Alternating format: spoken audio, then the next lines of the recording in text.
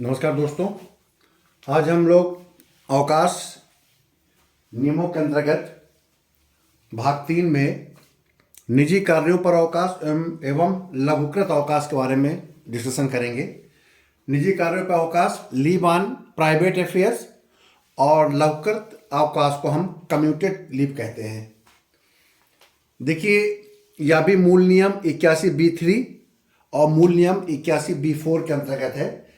मूल नियम 81(b)(1) में हमने अर्जित अवकाश, मूल नियम 81(b)(2) में हमने आपका चिकित्सा अवकाश, मूल नियम 81(b)(3) में निजी कार्यों पर अवकाश और लघुकृत अवकाश मूल नियम 81(b)(4) जो कि आज का डिस्कशन है। निजी कार्यों पर अवकाश, जब हम कभी कभी आप सामान्य शब्दावली में सुना होगा कि हाफ पे लीव कहते हैं। हाफ पे लीव, अर्ध वेतन अवकाश, कि आपको सैलरी हाफ मिलेगी और आप अवकाश ले सकते हैं। तो हाफ पे लीव नाम की कोई भी अवकाश नहीं होता है, वो निजी कार्य पर अवकाश को ही हम हाफ पे लीव कहते हैं। इसकी गणना अर्जित अवकाश की भांति होती है। इसकी गणना अर्जित अवकाश की भांति का मतलब, जनवरी में 1 जनवरी को हम 16 दिन और 1 जुलाई को हम 15 दिन अवकाश लेखे में अवकाश चढ़ा देते हैं। यही तरीका है। और 1 माह का 2.5 दिन अवकाश माना जाता है। 1 माह में 2.5 दिन आपको अवकाश दिया जाता है।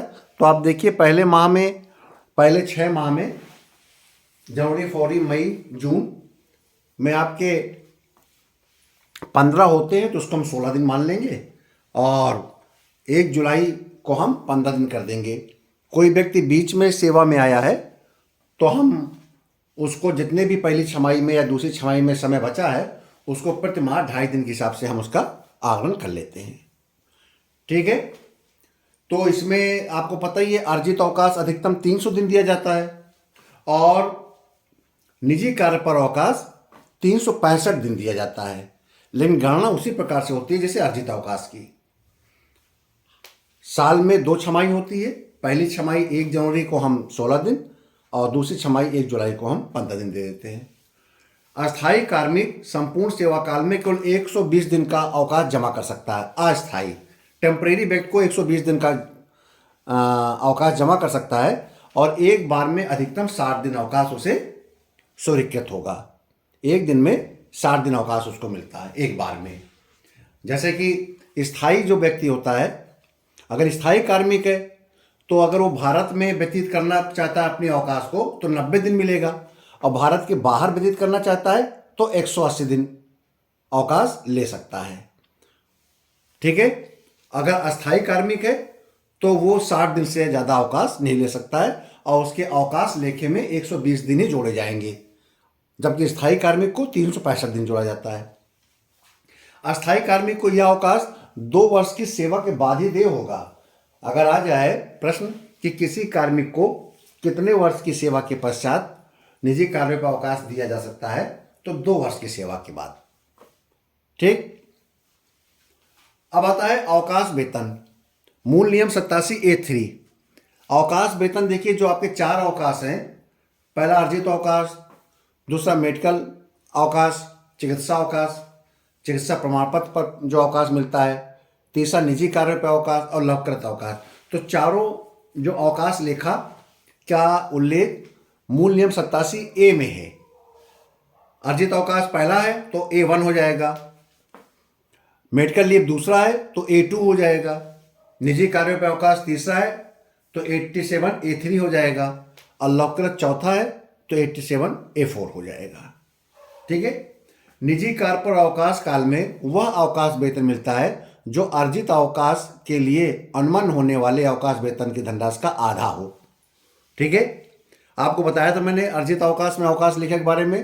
अर्जित अवकाश में अवकाश जो आपको मिलता है, अवकाश वेतन जो मिलता है, तो जिस माह में कोई कर्मचारी अवकाश में जाता है उससे पिछले माह में जो उसको वेतन मिल रहा होता है, वही वेतन अर्जित अवकाश के दौरान मिलता है। तो यहाँ पर अर्जित अवकाश का जो वेतन मिलना होता है उसका आधा मिलेगा, क्यों, तभी इसको हम कहा गया है अर्ध वेतन अवकाश। ठीक है, हाफ पे मिलेगा उसका। और एक चीज़ और है कि निजी कार्यों के लिए जो अनुबंध अवकाश होता है उसी से लघुकृत अवकाश का भी संयोजन होता है। यानी कि हम अगला अवकाश की बात कर रहे हैं अब, कमिटेड लीव। तो कमिटेड लीव में अवकाश लेखा नहीं बनाया जाता है। जितना व्यक्ति अवकाश कमिटेड लीव में लेगा वो अवकाश को हम निजी कार्यों में अवकाश से ही हम घटा देंगे, उसका दूना घटा देंगे।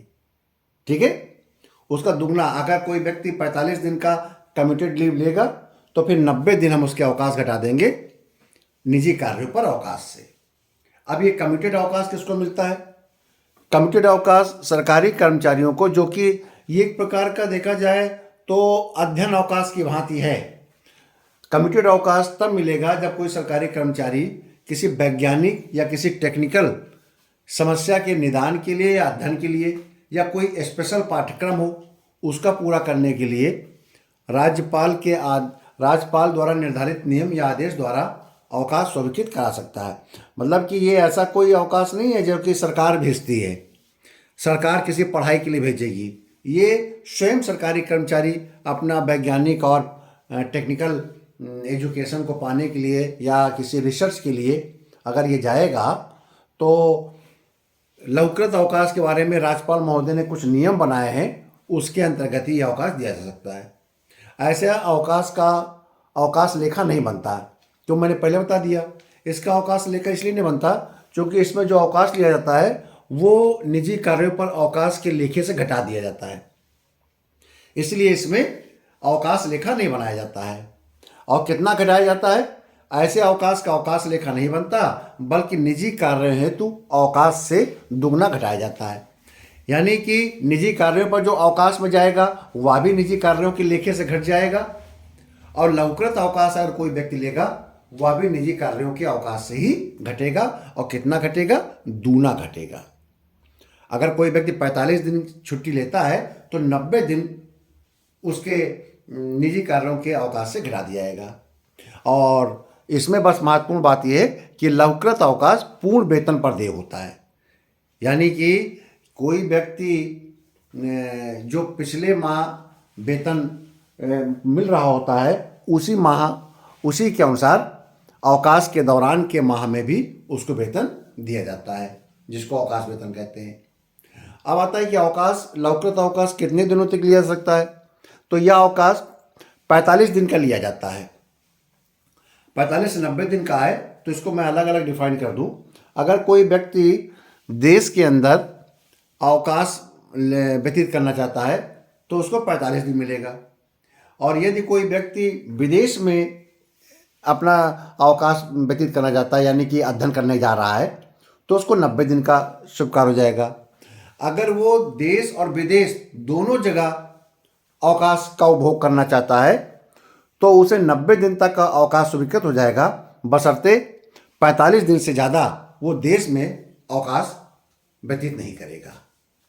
ठीक है, अगर 45 दिन से ज़्यादा व्यतीत करेगा तो फिर वो देय नहीं होगा। 90 दिन का आप अवकाश ले सकते हैं विदेश जाने के लिए और देश में भी रहने के लिए, बशर्ते आप 45 दिन से ज़्यादा देश में नहीं रहेंगे तो आप ऐसी दशा में आप 90 दिन तक ले सकते हैं। तो इस वीडियो में हमने आपसे निजी कार्यों पर अवकाश, लघुकृत अवकाश के बारे में बात किया। तो आपको अभी तक अर्जित अवकाश, चिकित्सा प्रमाण पत्र पर देय अवकाश, निजी कार्यों पर अवकाश और लघुकृत अवकाश के संबंध में अगर कोई संशय हो, किसी प्रकार का आपकी क्वेरी हो तो आप ज़रूर अपनी क्वेरी कमेंट्स बॉक्स में लिखिए। जितनी अधिक आप क्वेरी करेंगे, जितनी आप जिज्ञासा प्रकट करेंगे, उससे हम एक नया वीडियो और बना देंगे।